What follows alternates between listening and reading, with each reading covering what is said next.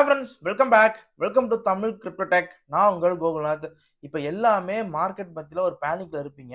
இந்த வீடியோ ஃபுல்லா பாருங்க. கண்டிப்பா வந்து உங்களுக்கான பேனிக் வந்து இதுல சால்வ் ஆகும்.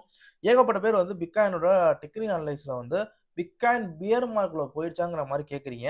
பார்ப்போம். நம்ம பிட்காயினோட பிரைஸை பொறுத்த வரைக்கும் $1,15,000 இருக்கு.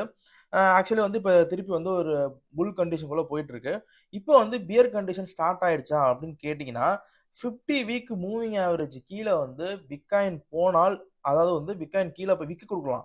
ஆனா அது கீழே வந்து கேண்டில் க்ளோஸுங்கிறது வந்து 2 வீக் கேண்டில் க்ளோஸுங்கிறது வந்து 50 வீக் மூவிங் ஆவரேஜ் $1,03,000 இப்போதைக்கு இருக்கு. அது கீழே போய் க்ளோஸ் வச்சுச்சுன்னா கண்டிப்பா நம்ம வந்து ஒரு ஷார்ட் டர்மா ஒரு பியர் ரன்குள்ள போறோம்னு அர்த்தம். ஓகேங்களா? இதான் வந்து ஃபர்ஸ்ட் கண்டிஷன்.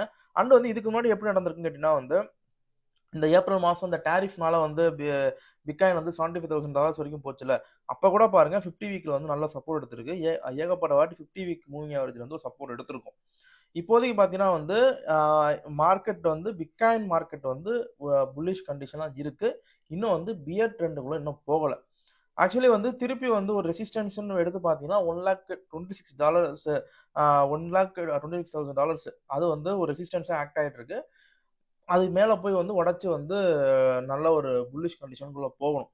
அப்படி கணக்கு வச்சு பாத்தீங்கன்னா வந்து என்னைய பொறுத்த வரைக்கும் வந்து ஃபர்ஸ்ட் வந்து 1,30,000 அந்த ரேஞ்சுக்கு போகட்டும். அதுக்கப்புறம் வந்து என்னென்ன பிரைஸ் ரேஞ்ச் இருக்குன்னு பார்க்கட்டும். அப்பதான் வந்து மார்க்கெட்ல வந்து எத்திரியம் வந்து ஒரு புல்லிஷ் கண்டிஷனுக்குள்ள போகும். அப்பதான் வந்து ஆல்காயின்ஸ் எல்லாமே வந்து ஒரு பம்ப் நடக்கும். கீழே சப்போர்ட்னு பாத்தீங்கன்னா வந்து 1,07,000 வந்து ஒரு சப்போர்ட் இருக்கு. அடுத்த 1,03,000 வந்து ஹியூஜ் சப்போர்ட் இருக்கு. இதான் வந்து பிட்காயினோட ஒரு கண்டிஷன். அண்ட் பிட்காயின் வந்து பியர் மார்க்குள்ள போகுதாங்கிற கேள்விக்கான பதில் இதுதான். இப்ப அடுத்து வந்து பிட்காயினோட டாமினன்ஸ். பிட்காயின் டாமினன்ஸை பொறுத்த வரைக்கும் பிட்காயின் எப்படி சொன்னேன்ல 50 வீக் மூவிங் ஆவரேஜ் கீழே வந்துடக்கூடாதுன்னு சொன்னல. அதே மாதிரி பிட்காயின் டாமினன்ஸை பொறுத்த வரைக்கும் 50 வீக் மூவிங் ஆவரேஜ்க்கு மேல வந்து பிட்காயின் டாமினன்ஸ் வந்து போயிடக்கூடாது.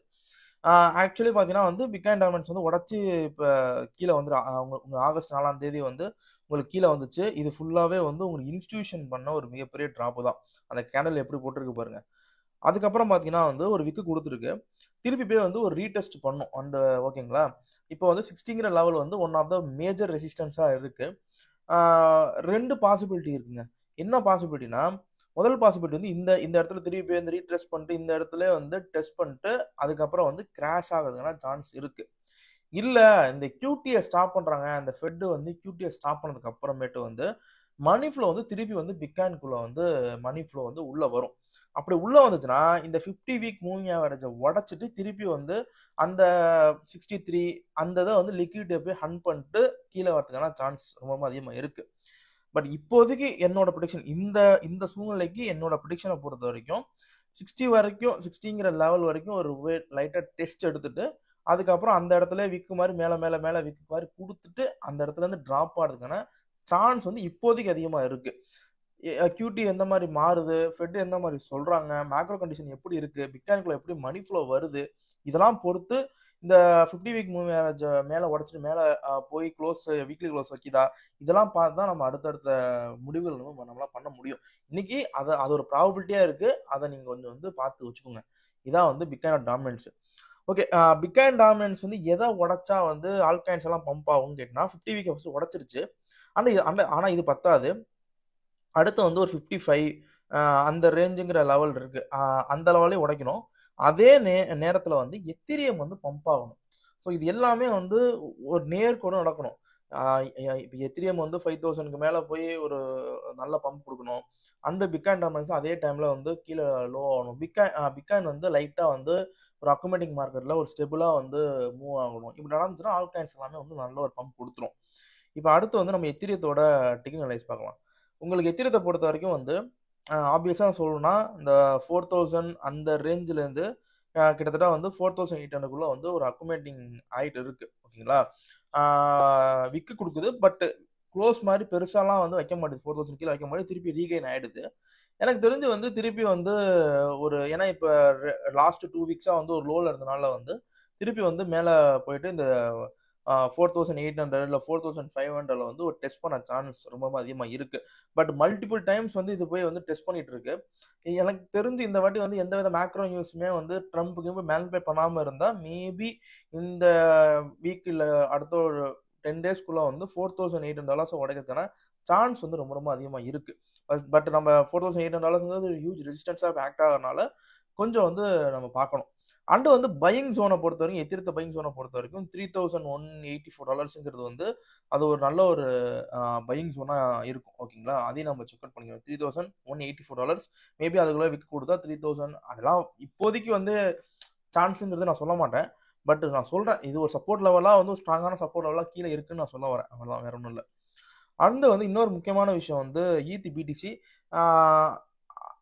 பிடிசியை பொறுத்த வரைக்கும் வந்து முன்னாடியே சொன்ன மாதிரி தான் இப்போதைக்கு கீழே வந்துட்டு இருக்கு. அது எப்படி எத்திரிய மூவ் ஆகுதோ அதை பொறுத்து தான் வந்து உங்களுக்கு ஈத்திபிடிஸ் வந்து மூவ் கொடுக்கும். அண்ட் இன்னொரு முக்கியமான விஷயம் என்னன்னு கேட்டீங்கன்னா வந்து கோல்டு மார்க்கெட் வந்து 8% வரைக்கும் வந்து இப்போதைக்கு வந்து டவுன் ஆயிருக்கு. ஓகேங்களா, அதையும் நம்ம செக் அவுட் பண்ணி பார்க்கணும். ஏன்னா எப்பெல்லாம் கோல்டு மார்க்கெட் வந்து ஒரு அக்குமேட்டிங் கோல்டை பொறுத்த வரைக்கும் அதிகபட்சமாக வந்து ஒரு 10% இருந்தாலே பெரிய விஷயம். 50% 40% மாதிரிலாம் விழாது.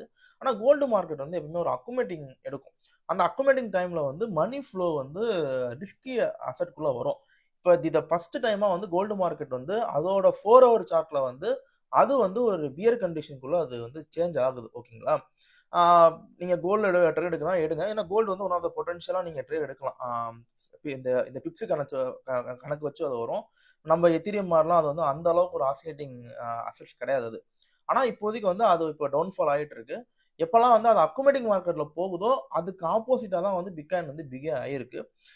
அதையும் நம்ம செக் அவுட் பண்ணிக்கணும். வேற ஒன்றும் பெருசா ஒன்றும் இல்லைங்க. ஏகப்பட்ட பேர் வந்து ஒரு பேனிக்ல இருக்கீங்க.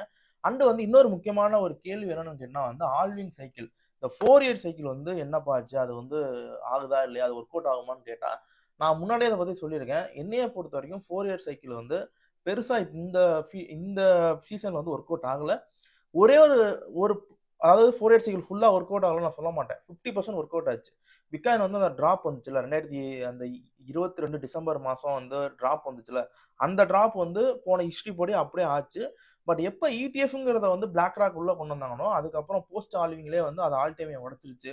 இந்த மாதிரி பிட்காயின் மட்டும் தனியான ஒரு இது கொடுக்குது. இப்போ அடுத்து வந்து எத்தீரியத்தை பொறுத்தவரைக்கும் இப்போ உங்களுக்கு எத்தீரியம் தான் ஆல்விங்ல பிட்காயின் மாதிரி இப்போ வந்து ஆல்விங் ப்ராக்ரஸ் வந்து ஒர்க் ஆகிட்டு இருக்கு. இன்னும் ஆல் டைமே இன்னும் வந்து ரீச் பண்ணல. இந்த மாதிரி எத்தீரியம் தான் ஒர்க் ஆகிட்டு இருக்கு. பட் வேல்ஸை பொறுத்த வரைக்கும் வந்து பிட்காயின்ல மட்டும் தான் ஃபோக்கஸிங் வந்து ஓவரா இருக்கு. ஆல்விங் ஆன்ல இந்த 4 year சைக்கிள்லாம் வந்து மோஸ்ட்லி வந்து டிசாஸ்டராக மாறுது. ஓகேங்களா, இப்போ வரைக்கும் பொறுத்த வரைக்கும் பழைய புல்ரன் பொறுத்த வரைக்கும் வந்து 2 ஹிஸ்ட்ரி உங்களுக்கு இருந்துச்சு. ஒன்று வந்து இந்த ஜனவரி, பிப்ரவரி, மார்ச், ஏப்ரல் இந்த வருஷம் ஆக வேண்டிய ஹிஸ்ட்ரி வந்து ஆகலை. ரெண்டாவது ஹிஸ்ட்ரியை பொறுத்த வரைக்கும் 2017-18 ஹிஸ்ட்ரி. அந்த ஹிஸ்ட்ரியை பொறுத்த வரைக்கும் இந்த அக்டோபர், நவம்பர், டிசம்பர், ஜனவரி இந்த 4 மாதம் நடக்க வேண்டியது. இதுவுமே அப்படி பார்த்தீங்கன்னா இன்னொரு அக்டோபர் முடிஞ்சிருச்சு. மேபி நவம்பர், டிசம்பர் இந்த 2 மாதத்துக்குள்ள ஆல்காயின்ஸ் வந்து பம்ப் ஆனால் உண்டு. அப்படி இல்லைன்னா நம்ம மார்க்கெட் கண்டிஷன் எப்படி இருக்கு, அப்போ உள்ள கண்டிஷன் எந்த மாதிரி இருக்கு, இது திருப்பி வந்து இன்னும் எக்ஸ்டெண்டடா போகுதா, இல்லை பிட்காயின் வந்து திருப்பி பியர்மார்க்கெட்ல போகுதாங்கிறத நம்ம அன்னைக்குள்ள சார்ட்டை பொறுத்து தான் நம்ம பார்க்க முடியும். இப்போதைக்கு வந்து இந்த டிசம்பர் மாதம் வரைக்கும் நம்ம செக் அவுட் பண்ணி பார்க்கணும். அதுக்கப்புறம் எப்படி டேட்டா கிடைக்கிறது, இல்லை அதுக்கப்புறம் வந்து டேட்டா எப்படி சேஞ்ச் ஆகுதுங்கிறத நம்ம பார்த்துக்கலாம் நம்ம. அண்டு மோரோவர் வந்து என்னன்னா இப்போ டெக்னிக்கலாக நம்ம பார்த்தா கூட டெக்னிக்கலாக வந்து எதுவுமே வந்து ஆல்காயின்சேஷன் வந்து ஆகாதுங்கிறதுக்கு எந்த டெக்னிக்கல் மேட்டரும் சொல்ல மாட்டேது. இப்போ பிட்காயின் பியர்மார்க்கெட்ல போயிடுச்சான்னு கேட்டால் இப்போ வரைக்கும் போகல. ஓகேங்களா, ரெண்டாவது வந்து உங்களுக்கு எத்திரியம் இன்னும் வந்து ஆல் டைமே உடைக்கல. ஈத்திபிடிசி பம்ப் ஆகல. பிட்காயின் டாமினன்ஸ் வந்து ஹைல இருக்கு. இதெல்லாம் இப்போ இந்த சோர்ஸ் எல்லாம் வச்சு பார்த்தோம்னா அண்டு கியூடி வேற அவங்க ஸ்டாப் பண்ண போறாங்க. ஃபெட் வந்து இன்ட்ரெஸ்ட் ரேட் வந்து கம்மி பண்றாங்க. இதெல்லாம் வச்சு பார்த்தா இப்போதைக்கு வந்து ஆல்காயின்ஸ் ஃபுல்லா ஆகாதுங்கிறது டேட்டாவே நம்மகிட்ட கிடையாது. போஸ்ட் ஆலிங் டேட்டாவை பொறுத்த வரைக்கும் அது வந்து எந்த இன்வைட் ஆயிடுச்சு. இப்போ உள்ள புது டேட்டாவை பொறுத்த வரைக்கும் எந்த மாதிரி ப்ராக்ரஸ் பண்றாங்க, வேல்ஸ் எந்த மாதிரி மேனிபுலேட் பண்றாங்கன்னு சத்தியமா தெரியல. இதான் வந்து உண்மை விஷயம். ஓகேங்களா, டெக்னிக்கலா பார்த்தா கூட எல்லாமே வந்து ஆல்காயின்சேஷன் மாதிரி தான் இருக்கு. ஆனா ஆல்காயின்ஸ்ல மணி ஃப்ளோ வருதா, எத்தியத்துல மணி ஃப்ளோ வருதான்னு கேட்டீங்கன்னா அது வந்து உங்களுக்கு பிட்காயின்ல மட்டும் தான் போதே தவிர எத்தியத்துக்குள்ள வந்து அது வர மாட்டேது. ஸோ இதான் உண்மை. ஓகே, இந்த வீடியோ உங்களுக்கு தெளிவாக புரிஞ்சுன்னு நினைக்கிறேன். இந்த வீடியோ பிடிச்சா லைக் பண்ணுங்க, ஷேர் பண்ணுங்க, தமிழ் கிரிப்டோ டெக்கை சப்ஸ்கிரைப் பண்ணுங்க. பாய்.